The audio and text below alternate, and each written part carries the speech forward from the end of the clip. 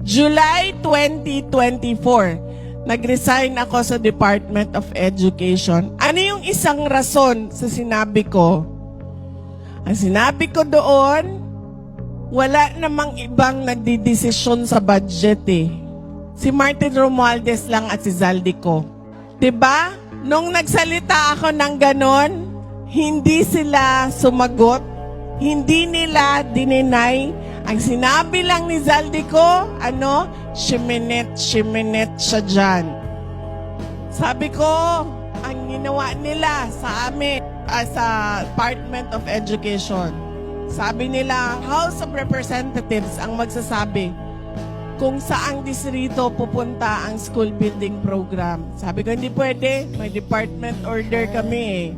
Kailangan niya sundin yung mga requirements.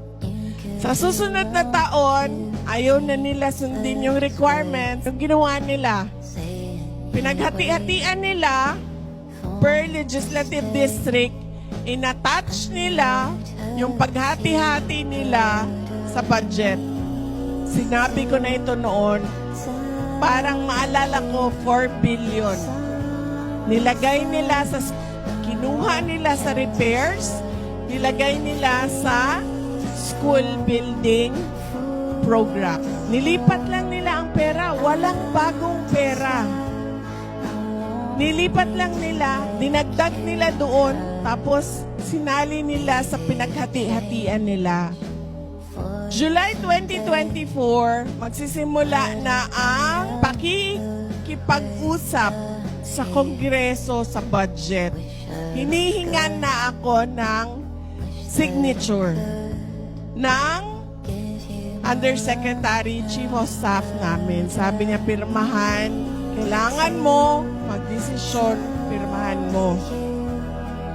Sabi ko, anong sinabi doon? Pareho din ba sa nangyari nitong nakaraang taon? Sabi, oo, ganyan din ang mangyayari. Sila din ang magsasabi saan pupunta na distrito. Hindi ko kayang pumirma. Sabi niya, ano ang gagawin mo? Hindi ka pwedeng umalis. Dahil kapag umalis ka, babanatan ka nila.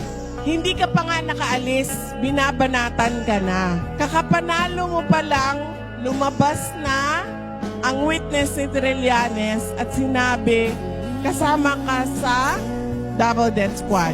Nakaupo ka na cabinet secretary, lumabas na si Lisa Marcos at sinabing, you crossed the line.